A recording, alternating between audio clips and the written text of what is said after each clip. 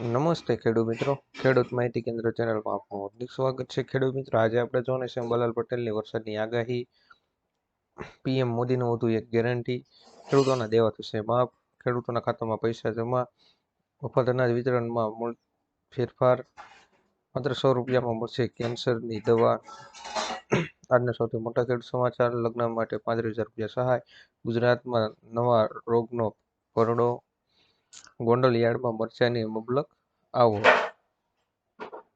જો ખેડૂત મિત્રો આપ અમારી ચેનલ પર પહેલી વાર હો તો ખેડૂત માહિતી કેન્દ્ર ચેનલને સબસ્ક્રાઇબ કરો, શેર કરો અને લાઇક કરો કે આપ સુધી અમારા વિડીયો પહોંચતા રહે. અંબાલાલ પટેલે કરી વરસાદની આગાહી. માર્ચ મહિનો રાજ્યના ખેડૂતો માટે ચિંતા વધારવાનો બની રહ્યો શકે છે. હવામાન વિભાગે આગાહી કરી છે કે 1 અને 2 માર્ચ રાજ્યમાં કમોસમી વરસાદ થઈ શકે છે, જેમાં ખાસ કરીને સૌરાષ્ટ્ર, ઉત્તર અને દક્ષિણ ગુજરાતમાં કમોસમી વરસાદની આગાહી કરી છે. તેમજ વેસ્ટર્ન ડિસ્ટર્બન્સને કારણે પવનની દિશા બદલાઈ શકે છે અને ભારે પવન પણ ફૂંકાઈ શકે છે. અંબાલાલ પટેલની આગાહી મુજબ 15 માર્ચ સુધી રાજ્યમાં વાતાવરણમાં ફેરફાર જોવા મળી શકે છે અને કમોસમી વરસાદ પણ થઈ શકે છે.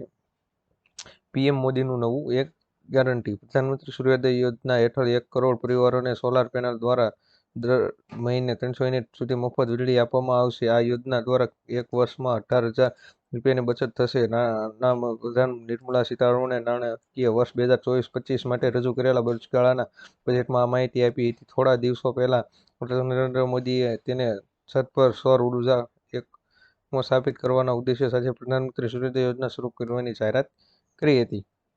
ખેડૂતોના દેવા થશે માફ. ગુજરાતના ખેડૂતો માથે 1 લાખ કરોડનું દેવું છે. ગુજરાત આખા દેશમાં 9મા ક્રમે આવે છે.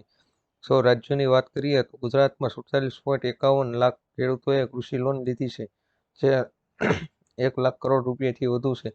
સૌથી વધુ દેવા રાજસ્થાનના ખેડૂતો પર છે. આંકડા મુજબ 99.97 લાખ ખેડૂતોએ બેંકો પાસેથી લોન લીધી છે. આ લોનની રકમ 1.47 લાખ કરોડ રૂપિયા છે. તાજેતરમાં નાણામંત્રી અને કૃષિ લોન પર પૂછવામાં આવેલા પ્રશ્નોના જવાબમાં આ તમામ વિગતો જારી કરી હતી. ખેડૂતોના ખાતામાં આવશે પૈસા. દેશના લગભગ 12 કરોડ ખેડૂતોના બેંક ખાતામાં 2,000 રૂપિયાનો 16મો હપ્તો જમા કરવામાં આવ્યો છે. તેમજ જે ખેડૂતોએ 2000નો 15મો હપ્તો નથી મળ્યો તેવા તમામ ખેડૂતોના બેંક ખાતામાં 28 તારીખે 15મો અને 16મો હપ્તાઓ એક સાથે એટલે કે ટોટલ 4,000 રૂપિયા જમા કરવામાં આવ્યા છે. જ્યારે જે ખેડૂત બેંક ખાતામાં આ બંને હપ્તા જમા નથી થયા તેવા તમામ ખેડૂતો મિત્રો KYC કરાવીને આ બંને હપ્તા મેળવી શકે છે. જેના કારણે તમારે pmkisan.gov.in પર સાઇટ ઉપર જઈને બાજુમાં આપેલ KYC પર ક્લિક કરો અને આધાર નંબર દાખલ કરતા રજિસ્ટર મોબાઈલ નંબરમાં ઓટીપી આવશે. ઓટીપી સબમિટ કર્યા બાદ KYC પૂર્ણ થઈ જશે. તમે નજીકના કેન્દ્ર પર જઈને પણ KYC કરાવી શકો છો.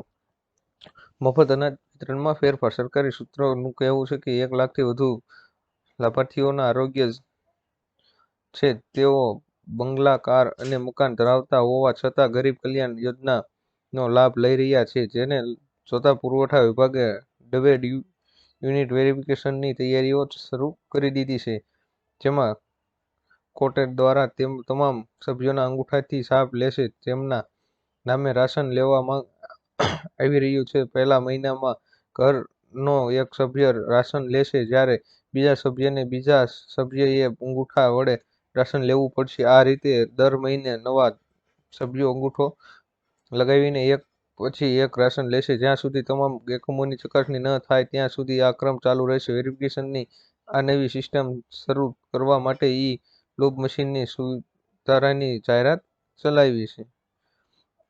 માત્ર 100 રૂપિયામાં મળશે કેન્સરની ટેબ્લેટ.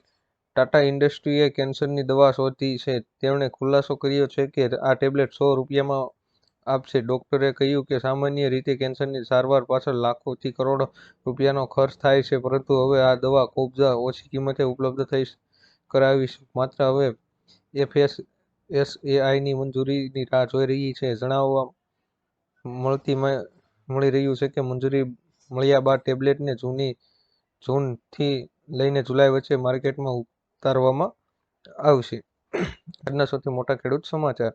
રાજકોટ માર્કેટ યાર્ડમાં આજે જણસીની ઢગલા મોઢે આવક થઈ હતી. વહેલા સવારથી જ ખેડૂતો પોતાનો પાક લઈને માર્કેટ યાર્ડમાં પહોંચી ગયા હતા.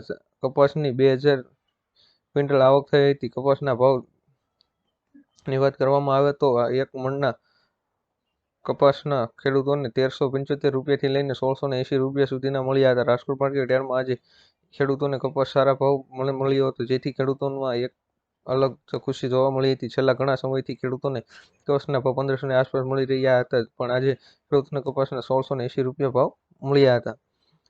લગ્ન માટે 35,000 રૂપિયા સહાય. સમાજના તમામ ધર્મોની સમાનતા અને સામાજિક સ્તરતાને પ્રોત્સાહન આપવા માટે સમાજ કલ્યાણ વિભાગ દ્વારા મુખ્યમંત્રી સમૂહ લગ્ન યોજના ચલાવવામાં આવે છે. આ અંતર્ગત ચાલુ નાણાકીય વર્ષ એટલે કે 23-24 માટે રાજ્ય માટે 1,09,883 લક્ષ્યાંક નિર્ધારિત કર્યા છે, જેમાં સમાજ કલ્યાણ વિભાગ દ્વારા વારાણસી જિલ્લામાં કુલ 1500 યુગલોના સમૂહ લગ્નના કાર્યક્રમ યોજાશે. આ ઉપરાંત આ યોજનાનો લાભ રાજ્યના એવા તમામ પરિવારોને મળશે જેમની વાર્ષિક આવક 2 લાખ રૂપિયા સુધી છે અને છોકરીની ઉંમર 18 વર્ષ અને વરની ઉંમર 21 વર્ષથી વધુ છે. નિરાધાર કન્યાઓ, વિધવાઓ, પુત્રીઓ, વિકલાંગ માતા પિતાની પુત્રીઓ, વિકલાંગ કન્યાઓને પણ લગ્ન માટે પ્રાધાન્ય આપવામાં આવશે. ગુજરાતના નવા રોગનો ભરડો. હાલ ગુજરાતમાં બેવડી ઋતુ અનુભવાઈ રહી છે. એક અઠવાડિયામાં રાજ્યમાં લઘુત્તમ તાપમાનમાં 5 ડિગ્રી સુધીનો ફેરફાર જોવા મળે છે, કારણ કે શરદી, ખાંસી, કફ અને તાવ લોકોને આવી રહ્યો છે. તેથી વાયરસ ઇન્ફેક્શનના કારણે કેસોમાં વધારો થયો છે. પાણીજન્ય રોગોના કેસમાં પણ વધારો થયો છે. એકલા અમદાવાદના સોલા સિવિલ હોસ્પિટલમાં વાયરસ ઇન્ફેક્શનના કેસ 1400 ને પાર નોંધાયા છે. ગોંડલ યાર્ડમાં મરચાની મબલક આવક. ગોંડલ માર્કેટ યાર્ડમાં મરચાની મબલક આવક થઈ રહી છે. ગઈકાલે 1 દિવસમાં 65,000 ભારીની આવક નોંધાઈ હતી.